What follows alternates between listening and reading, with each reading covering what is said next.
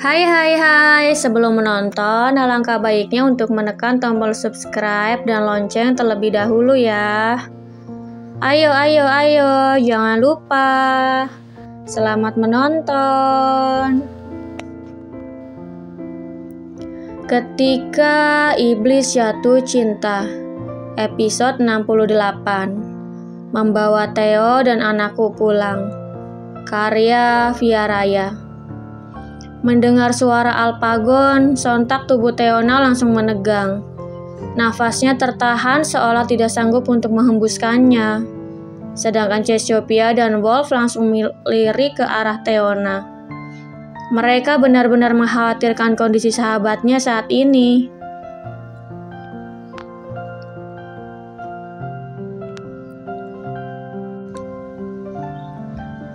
Mommy, kenapa diam saja? Alpa sudah ingin makan kue. Bukankah kita sudah selesai? Tanya anak kecil itu sambil mengayun tangan ibunya. Mommy, gumam Iko Sagon. Sepertinya sejak kedatangannya tadi, ia sama sekali tidak sadar dengan sosok yang ada di depan Theona. Pria itu cukup terkejut mendengar suara anak kecil itu.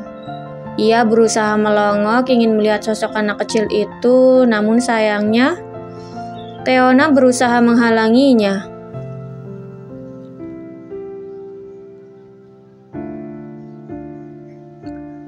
Apa dia anak Cassie? Atau dia anak Theo dan Wolf? Tapi kalau dia anak Wolf dan Theo, kenapa mereka merayakan ulang tahun anak mereka di sini? Batin Iko Sagon bertanya. Melihat ekspresi wajah Iko Sagon yang mencurigakan membuat Theona ketakutan. Ia lekas membungkuk dan mengangkat tubuh putranya sambil berkata, "Kuenya kurang enak. Nanti Mommy belikan yang enak dan besar ya." Wanita itu berjalan melewati dua sahabatnya ke arah pintu keluar.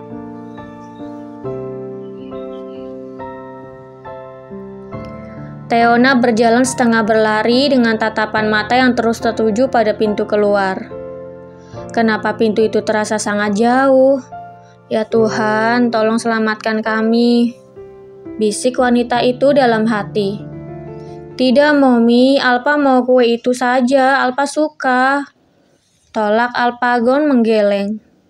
Kue ulang tahun 3 tingkat dengan gambar dunia bawah laut itu alpagon sendiri yang memilihnya. Jadi, mau tidak enak, ia tidak akan masalah karena ia sendiri yang memilihnya.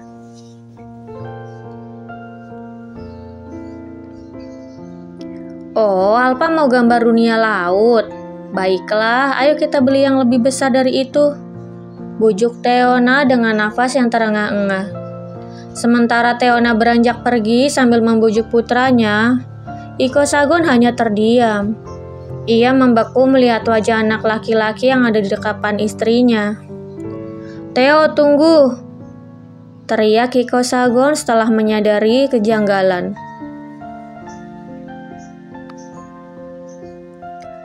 Mendengar Iko Sagon meneriakkan namanya, Theona menoleh ke belakang sekilas. Kemudian dengan sekuat tenaga ia menaikkan kecepatan berlarinya.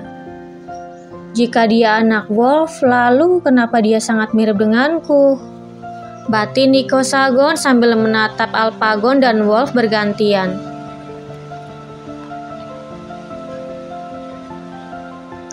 Sesaat berpikir, akhirnya sudut bibir Iko Sagon naik sebelah. Apa dia anakku? Tapi bukankah selama ini Theo meminum obat kontrasepsi yang aku berikan? Lalu bagaimana bisa dia memiliki anak yang mirip sekali denganku? Atau jangan-jangan dia selalu membuang obat itu dengan berkata sudah meminumnya? Iko Sagon terus bertarung dengan pikirannya. Ia berusaha menebak-nebak kemungkinan apa yang terjadi. Ya, sepertinya dia memang anakku. Batinnya yakin. Tidak ingin berlama-lama di sana dan kehilangan Theona lagi, Iko Sagon bergegas melangkahkan kakinya. Namun belum sempat melangkah, Wolf sudah mencegahnya. "Kau mau pergi kemana?" tanya Wolf dingin. Pria itu menyentuh bahu Iko Sagon berusaha menahan langkahnya. Ia yakin Iko Sagon hendak mengejar Teona. Jadi sebelum Teona benar-benar pergi, ia harus menahannya selama mungkin.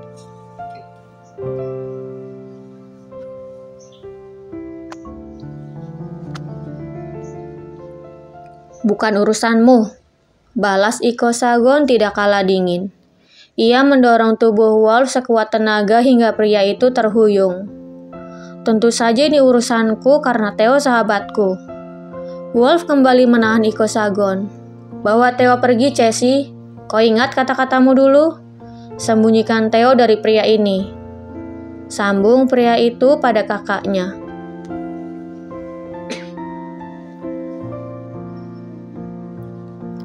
Mendengar ucapan adiknya membuat Cassiopeia bergerak cepat. Wanita itu berlari keluar mengejar Teona. Sedangkan seluruh anggota keluarga Chandramawa yang lain terlihat kebingungan. Mereka tidak tahu harus berbuat apa. Benarkah? Mana ada sahabat tapi memiliki perasaan lebih? Mana ada sahabat tapi jatuh cinta? Kata Iko Sagon sambil menunjukkan seringaian tipisnya.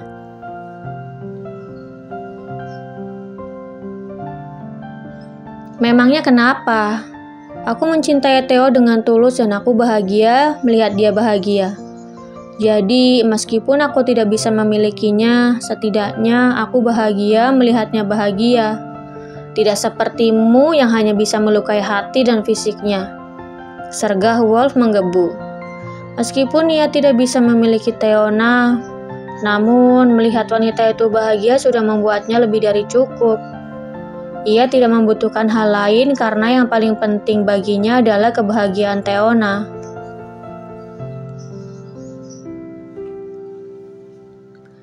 Mendengar ucapan Wolf, kedua tangan Iko Sagon langsung terkepal kuat. Giginya saling dieratkan dengan rahang yang mengeras.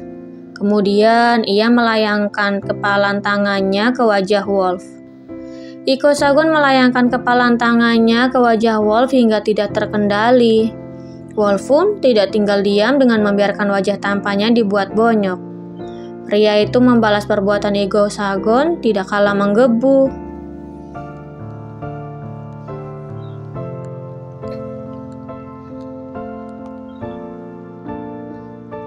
Melihat aksi perkelahian itu, Skywara dan Aishwara berusaha memisahkan. Sedangkan yang lain membawa keluar anak-anak agar tidak menyaksikan perkelahian antara Iko Sagon dan Wolf. Selagi berusaha memisahkan, Aishwara terkena bogoman mentah Iko Sagon hingga memaki kesakitan. Skywara pun sama, dengan tidak sengaja terkena kepalan tangan Wolf yang mendarat di wajahnya.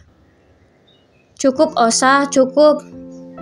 teriak Hexagon histeris. Mendengar teriakan sang ibu, Iko Sagon sedikit melemaskan tubuhnya dan Skywara pun berhasil menahan kedua tangannya. Begitu juga dengan Wolf yang membiarkan Aishwara mengendalikan kedua tangannya. "Kau takut bukan kalau Theo akan kembali padaku?" tanya Iko Sagon tersenyum menyeringai.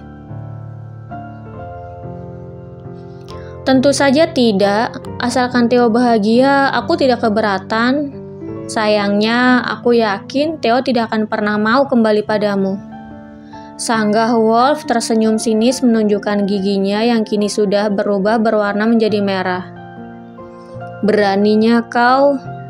geram Iko Sagon. Meskipun sudah dipisahkan, Iko Sagon dan Wolf tidak bisa berhenti. Emosi keduanya sudah meledak bagai bom yang sudah terlanjur diluncurkan.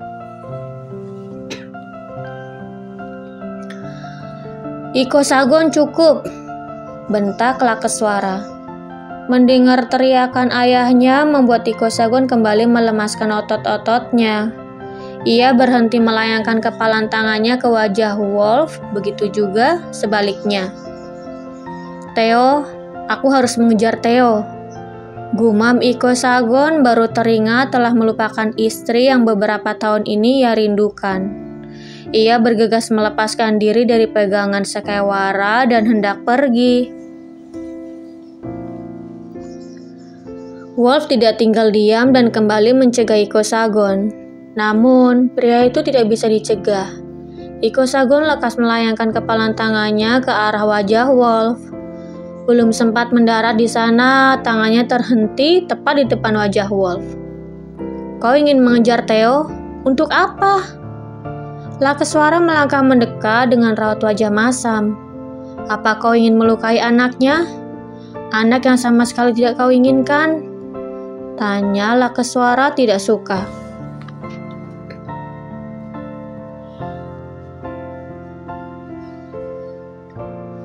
"Jadi benar anak itu anakku?" Ingin sekali ia bertanya pada sang ayah, tetapi hanya sampai di tenggorokannya saja. "Kenapa kau diam saja, ha? Beraninya kau ingin melukai cucuku?"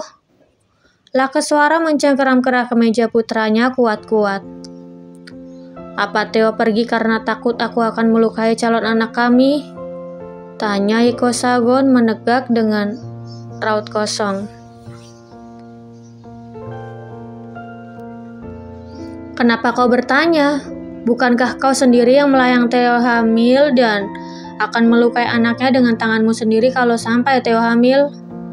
Meluncur sudah kepalan tangan Lakeswara di wajah Iko Sagon. Selama 5 tahun ini, ia berusaha menahan kuat-kuat kemarahannya dan sekarang tibalah waktunya melampiaskan segala kekecewaan terhadap putranya dengan cara melayangkan kepalan tangannya ke wajah yang menurutnya sangat menjengkelkan itu. Mengetahui akan kesalahannya, Iko Sagon hanya diam dengan membiarkan sang ayah melukainya. Akhirnya, ia tahu kesalahan terbesarnya sampai-sampai Theona memutuskan untuk pergi darinya. Jadi, pukulan sang ayah tidak ada apa-apa baginya dibandingkan dengan rasa sakit yang Theona terima darinya. "Cukup, Lak, cukup!" teriak Hexagon histeris. Lagi-lagi, ia harus melihat sang suami melukai putranya. Dadanya terasa sesak melihat kondisi Iko Sagon lebih buruk dari sebelumnya. Terjerambah di lantai dalam keadaan berlumuran cairan merah. Dengan nafas yang tersengal, Lakeswara menjauhkan tubuhnya dan beranjak berdiri. Ia menatap putranya yang sedang terlentang di atas lantai sambil tersenyum. Mungkin pria itu sedang menertawakan dirinya sendiri karena kecerobohannya.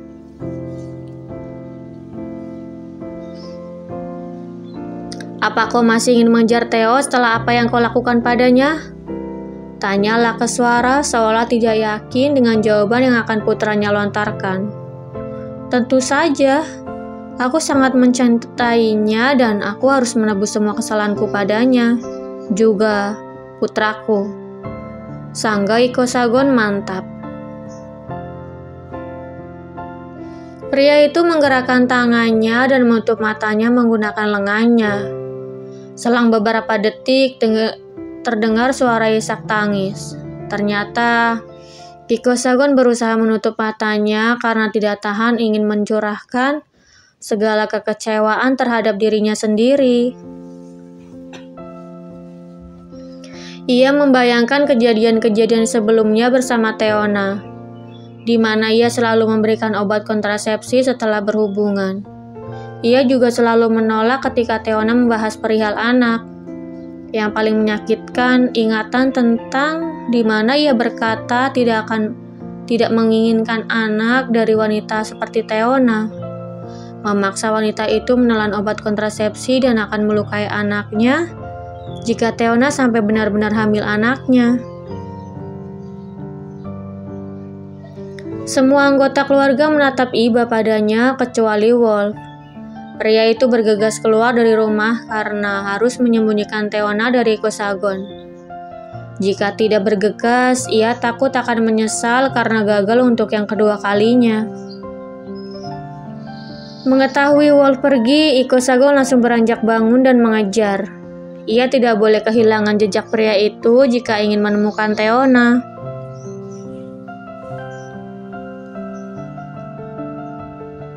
"Aku tidak boleh kehilangan Theo lagi," Bagaimanapun caranya, aku harus membawa Theo dan anakku pulang. Tekad Iko Sagon. Pria itu berusaha bangkit dengan susah payah.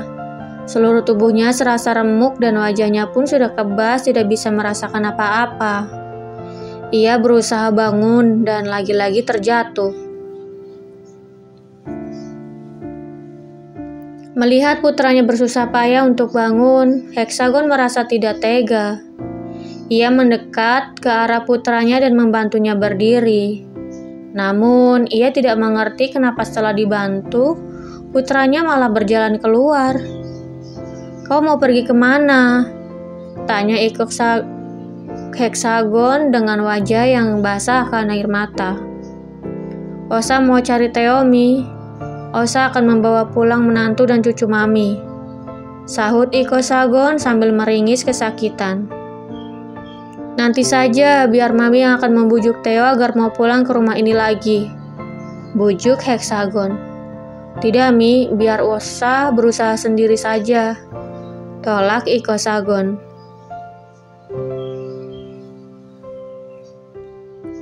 Ia berjalan keluar dengan langkah terhuyung dan tangan yang terus menyentuh dadanya.